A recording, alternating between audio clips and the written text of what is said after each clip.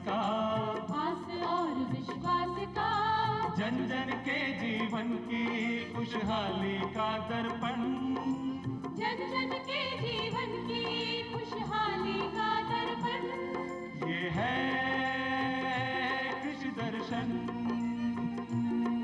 ये है कृषि दर्शन।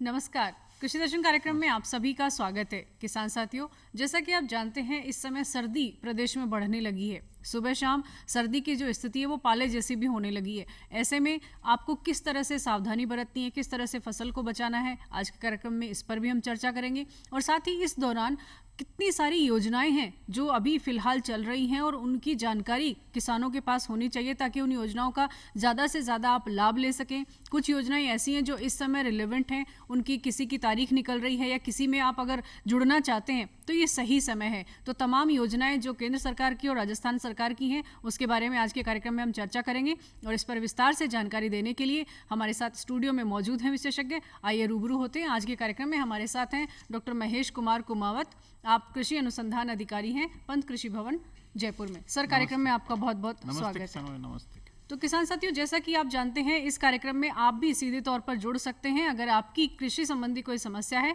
तो आप हमें फ़ोन कर सकते हैं। हमारे फ़ोन नंबर है 27049999, दूसरा फ़ोन नंबर है 27040098 और जयपुर का STD कोड है 0141। जब आप फ़ोन करें तो अपने टीवी की आवाज़ धीमी रखें ताकि हम आपको स्पष्ट रूप से सुन सकें।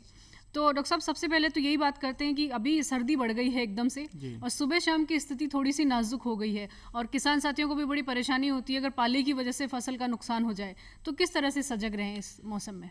तो किसान भाइयों, वर्तमान परिप्रेक्ष्य में बहुत ही अच्छा सवाल है क्योंकि दिन और रात के तापमान में मतलब अंतर दिखाई पड़ रहा है। दिन में तापमान बढ़ जाता है, रात में कम हो जाता है।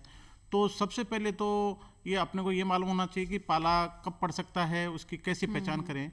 तो पाला जो पड़ने की संभावना रहती है उसमें आसमान साफ रहता है और तापमान एकदम से गिर जाता है और जो क्या है कि चमकदार धूप पड़ती है दिन में। तो और एकदम से जब तापमान गिर जाता है तो अपने की संभावना रहती है कि रात में पाला पड़ सकता है। तो किसान भाई, जो पाले का जो नुकसान होता है वो 2 बजे से लेके सुबह 5 बजे तक ज़्यादा नुकसान होता है। उस समय क्या होता है कि जो वातावरण में नमी रहती है वो जम जाती है और पौधों पे जम जाती है वो, तो जिससे वो बर्फ़ के रूप में परिवर्तित हो जाती है, जिससे पौधों की कोशिकाएं मर जाती है। तो इसलिए पौधों को बहुत नुकसान होता है। तो किसान भाई जैसा बोलते हैं बचाव ही उपाय है। यदि अपने को मालूम चल गया तो हम पाले से बचाव कर सकते हैं। तो हम न्यूज़ पेपर से, दूरदर्शन से और समाचार पत्रों से, नेट से संपर्क करते रहें और संपर्क रहें। साथ साथ किसान साथियों के साथ पास अभी स्मार्ट मोबाइल भी है, फ़ोन रखते हैं और बहुत सारे ऐप भी हैं, तो आप मौसम की जानकारी भी आप अपने मोबाइल से घर बैठे ले सकते हैं। तो अब मैं बता रहा था कि इस पाला कब पड़ सकता है। तो जब पाले के बारे में अपने को संभावना लगे तो अपन उपाय शुरू करें। तो सबसे पहला जो अपने पास उपाय होता है कि जिस खेत में फसल लगी हुई है तो उसका तापमान अपन बढ़ा दें, तो जो घास फूस होता है उसकी पत्तियां जला के धुआं करें, जिससे कि उस खेत का फसल के लिए तापमान कौन सा समय धुआं करने के लिए समय से होगा? शाम का समय? रात्रि में, शाम के समय भी करें और यदि लगे तो रात्रि में भी करें, लेकिन शाम के समय धुआं अवश्य करें। इसके अलावा यदि सिंचाई की व्यवस्था है किसान भाइयों के पास में तो हल्की सिंचाई करें, जिससे कि 1 से 2 डिग्री सेंटीग्रेड टेम्परेचर बढ़ जाता है। तो ये भी अपन कर सकते हैं। इसके अलावा यदि किसान भाई कोई केमिकल काम में लेना चाहते हैं तो सल्फर का गंधक अम्ल है वो तनुगंधक के अम्ल का घोल बना के छिड़काव करें तो उससे भी तापमान बढ़ जाता है। तो इससे भी अपन काम में ले सकते हैं। सबसे सस्ता और सरल उपाय तो जो धुआं करना है वो सबसे आसान उपाय है। लेकिन किसान भाइयों, परमानेंट यानी काम करें तो जो ठंड आती है उत्तर पश्चिम दिशा से आती है, तो कोशिश ये रहे कि हमारी जो खेत की मेड़ है उसकी तरफ हम पेड़ पौधे लगाएं, बाड़ बनाने परमानेंट, तो जिससे मतलब हमेशा के लिए इसे फसलों को ठंड से बचाने की अपन व्यवस्था कर सकते हैं। इसके ये है मुख्य बातें जो अपने को ध्यान रखने की है। बिल्कुल। तो किसान साथियों, जिस तरह से डॉक्टर साहब बता रहे हैं कि बहुत सारे ऐसे काम हैं जो कि शुरुआती तौर पर भी किए जा सकते हैं, जैसे कि आप जब खेत तैयार कर रहे हैं तो क्यों ना ऐसे बड़े पेड़ भी आप अपनी मेड़ पर लगा सकते हैं जो आने वाले टाइम में आपको खेत की सुरक्षा करेंगे और मौसम से भी फसलों को बचा सकते हैं। तो अभी हम आगे चर्चा करेंगे। एक और किसान साथी हमारे साथ जुड़ गए हैं फोन पर। हेलो हेलो हेलो किसान साथी, आपकी आवाज हम तक नहीं पहुंच पा रही है। लगता है किसी तकनीकी खामी की वजह से हम जुड़ नहीं पा रहे हैं। इस मौसम में डॉक्टर साहब एक और बात देखते हैं कि बागवानी फसलें किसान साथी बहुत ज़्यादा लेते हैं, क्योंकि साल भर आमदनी लेने का जरिया बागवानी फसलें ही होती हैं, और सर्दी के मौसम में बागवानी फसलों में बहुत सारे रोग कीट भी लग जाते हैं। तो बागवानी फसलों में किस तरह से रसायनों का इस्तेमाल करें ताकि फसलें भी सुरक्षित रहें और हानिकारक भी ना हो रसायन? तो ये बहुत ही अच्छा सवाल है कि बागवानी जो फसलें हैं उनकी अपन कैसे मैनेजमेंट करें, उसे कैसे केयर करें। तो किसान भाइयों, अपन ने जुलाई अगस्त में अभी नए पौधे लगाए होंगे, तो उनका भी अपने को बचाना है, सर्दी से बचाना है और उनको सही पोषण देना है, रोगों से बचाना है।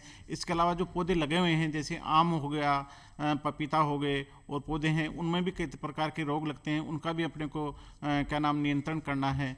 तो अभी हमें आंवला बहुत बाजार में हम देख रहे हैं, तो आंवले में विशेष तौर पर इस वक्त क्या कर सकते हैं? आज आंवले की इसमें तुड़ाई करके अपन बाजार में क्या स्थिति है, उसकी मांग क्या है, उसके अनुसार अपन उसकी तुड़ाई करके बाजार में बेचने का अप्रोप्रिएट टाइम है तो बाजार में बेचना चाहिए। और इस समय आंवले की मांग भी अच्छी है तो किसान भाई अच्छा दाम पा सकते हैं। इसके अलावा यदि उनके पास उत्पादन ज़्यादा है मार्केट में, यदि वो बेच नहीं पाते हैं तो उसको फूड प्रोसेसिंग के द्वारा उसको उसकी चटनी भी बना सकते हैं, उसका आंवले को कैंडी बना सकते हैं, वो उसकी फूड प्रोसेसिंग जो टेक्निक्स हैं उसका इस्तेमाल करके मुनाफा ज्यादा ले सकते हैं। एक और किसान साथी हमारे साथ जुड़ गए हैं। हेलो हेलो, नमस्कार मैडम। नमस्कार, कौन बोल रहे हैं?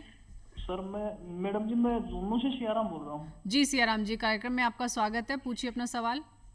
मैं ये पूछना चाह रहा हूँ कि मेथी में जो खरपतवार है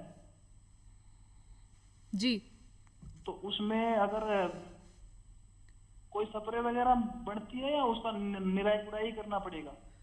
जी, आप मेथी में खरपतवार से मुक्ति चाहते हैं तो क्या करें? देखो ऐसा है, खरपतवार बहुत ही रासायनिक जो खरपतवार नाशी अपन काम में लेते हैं वो बहुत ही फसलों के लिए सेंसिटिव होते हैं। तो एक तो उसमें अपने को ये ध्यान रखना पड़ेगा कि फसल कितने दिन की है।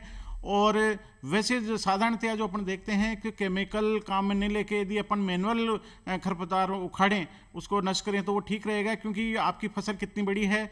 वैसे साधारणतया 35 दिन तक की जो फसल होती है उसके बाद में अपन खरपतवार नाशी यदि यूज में लेते हैं तो वो नुकसानदायक होता है। जी जी। तो वो डिपेंड करता है कि आपकी फसल कितनी है, वस्तुस्थिति के अनुसार ही आप उसमें खरपतवार नियंत्रण करें। डॉक्टर साहब, बहुत अहम बात आपने कही है कि जो भी रसायन इस्तेमाल करते हैं वो फसल को तो नुकसान करता ही है, जमीन पे भी कहीं ना कहीं नुकसान होता है। आप चूंकि मृदा स्वास्थ्य से जुड़े हुए विषयों पर आप शोध भी करते हैं, जुड़े रहे हैं आप, तो आपसे जानना चाहेंगे कि मृदा स्वास्थ्य किस तरह से सीधा मानव स्वास्थ्य से जुड़ा हुआ है। इस पर विस्तार से हम जानेंगे। किसान साथी से पहले फोन पर बात करते हैं। हेलो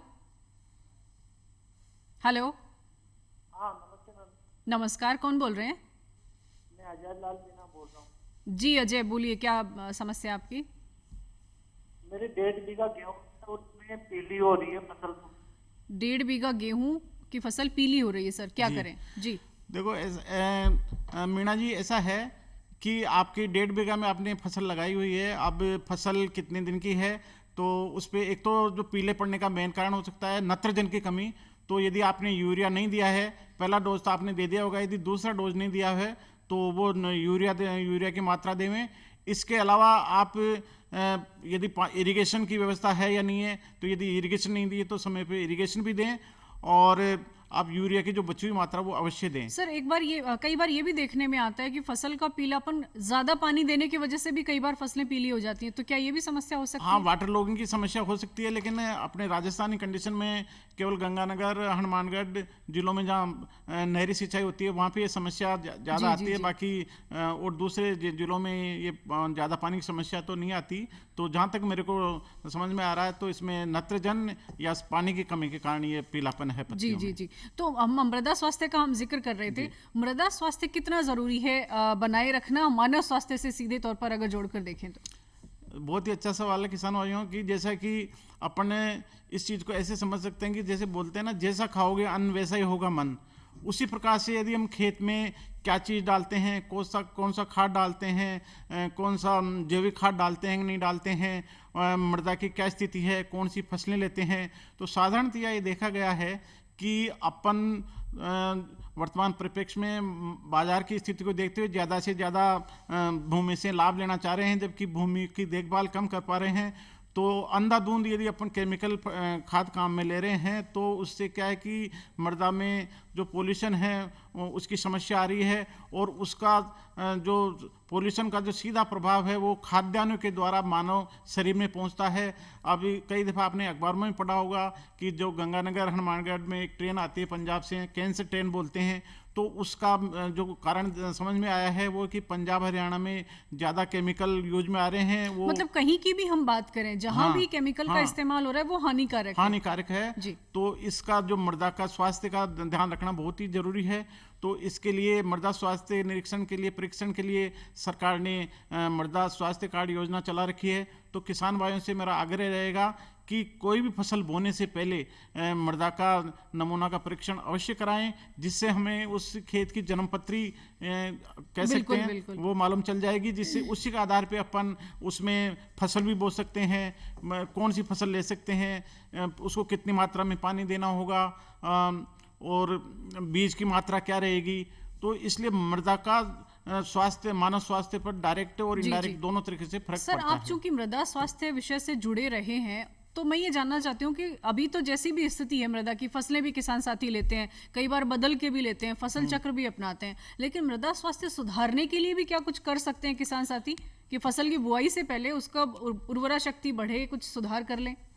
किसान भाइयों, एक देसी भाषा में कहावत है कि बाढ़ आने से पहले ही पाड़ बांध देनी चाहिए।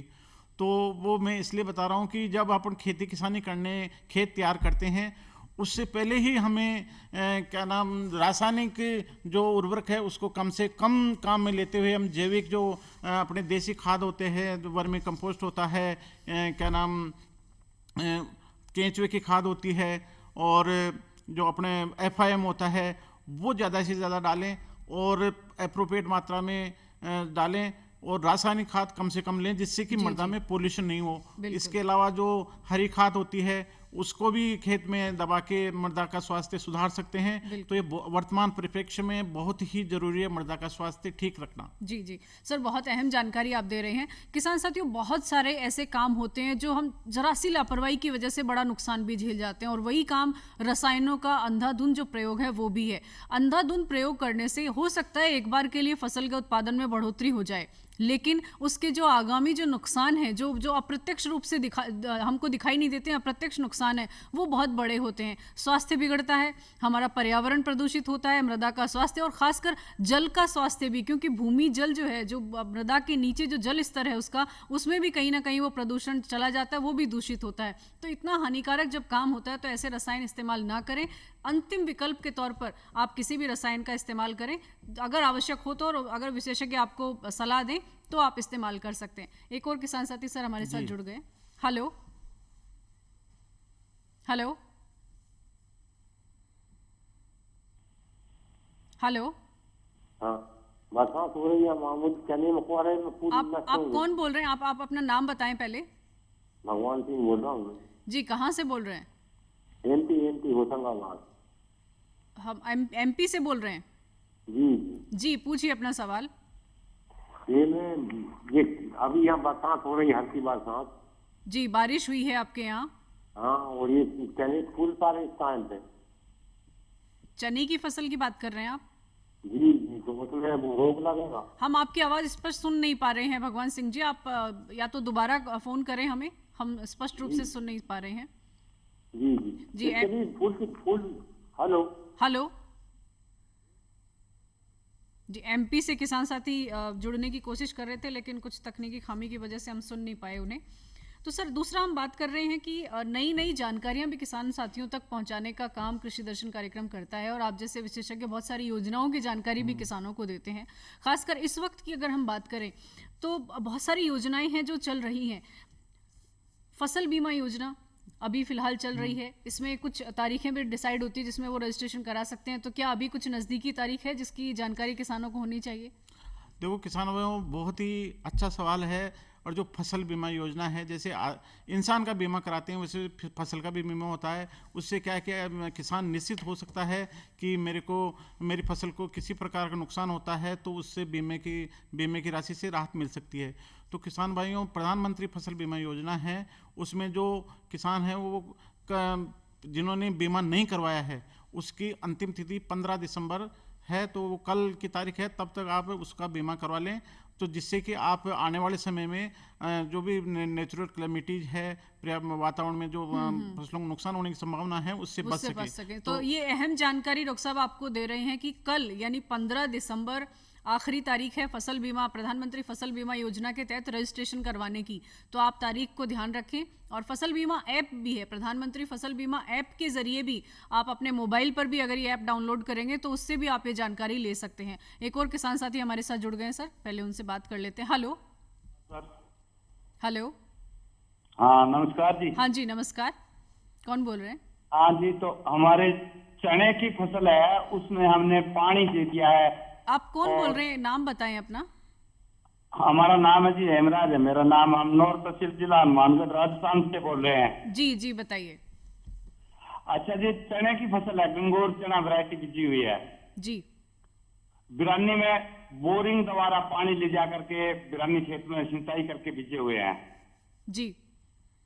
अच्छा, उसमें चनों की फसल में मतलब 44 दिन बाद में पानी भी दे दिया है हमने। समस्या क्या है? समस्या है उनमें जितनी टहनियां शाखाएं चली है ना, उनमें से एक शाखा बढ़ जाती है। 1 2 3 1 2 3 सब कुछ कर लिया मैंने।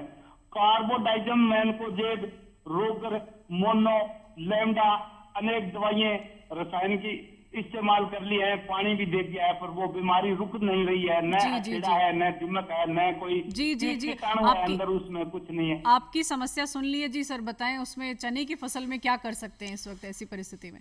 देखो सर, आपने चने की फसल में पानी दे दिया और जो फफूंदीनाशक दवाएं हैं उसका भी आपने काम में लिया है।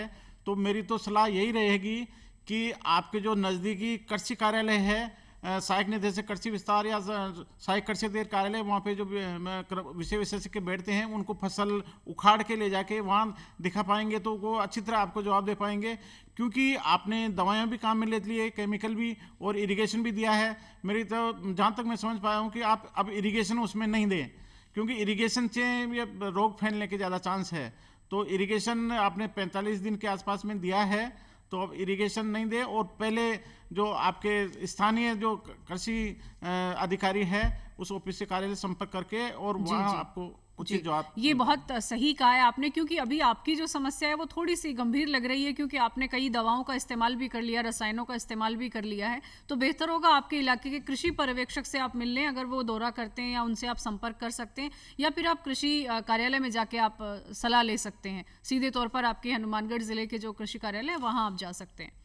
जी सर, हम तारबंदी स्कीम की भी हम जानकारी लेना चाहेंगे। बहुत कम किसान साथी हैं जिनको इस स्कीम की जानकारी होती है, वो अपने ही पैसे से कई बार तारबंदी करते हैं। तो क्या इसके लिए भी सरकार कुछ सब्सिडी देती है, अनुदान देती है? ये बहुत ही अच्छा सवाल है। जैसे किसान भाइयों, आपने सुना होगा, पेपर में पढ़ा होगा, कई मीटिंगों में भी समस्या रहती है कि जो नीलगाय हो गए, जंगली सुअर हो गए और भी जंगली जानवर हो गए, वो जो किसानों की खड़ी फसलों को मेहनत जो करके लगाई गई है उन फसलों को नुकसान पहुंचाते हैं। तो उसकी सुरक्षा के लिए राजस्थान सरकार ने तारबंदी योजना लागू कर रखी है, जिसमें किसान भाइयों को अनुदान दिया जाता है। तो किसान भाइयों को इसका अनुदान का फ़ायदा लिया जा सकता है। तो ये जो तारबंदी स्कीम है, इसमें जो लागत होती है उसका 50% या 40,000 रुपये जो भी कम हो वो तक मिलता है, और एक किसान को 400 मीटर तक की सब्सिडी मिल सकती है। इसके लिए कहाँ संपर्क करना होगा? इसके लिए संपर्क करने, इसके लिए कृषि विभाग की कोई भी योजना हो, वो सहायक जो कृषि पर्यवेक्षक कार्यालय है वहाँ से संपर्क करके, और जो फॉर्म है वो स्थानीय ई मित्र पे और मतलब ऑनलाइन अगर किसान साथी अपने इलाके के ई मित्र पर जाकर अगर जानकारी लेंगे, क्योंकि सभी आवेदन ऑनलाइन आजकल हो रहे हैं, तो आप अपने इलाके के ई मित्र पर जाकर अगर आप जानकारी लेंगे तो इसकी जानकारी मिल जाएगी, और आप वहाँ आवेदन भी ऑनलाइन कर सकते हैं। ऑनलाइन कर सकते हैं।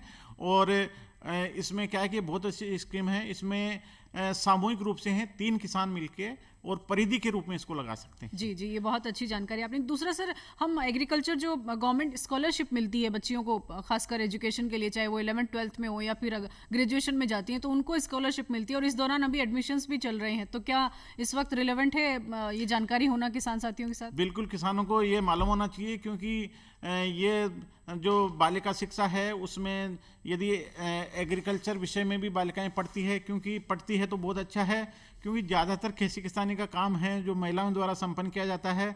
तो ये सरकार की बहुत ही अच्छी योजना है। इसमें 10+2 में जो बालिकाएं पढ़ती है उनको स्कॉलरशिप मिलती है। इसके अलावा ग्रेजुएशन लेवल और पोस्ट ग्रेजुएशन लेवल पे भी स्कॉलरशिप सरकार द्वारा दी जाती है।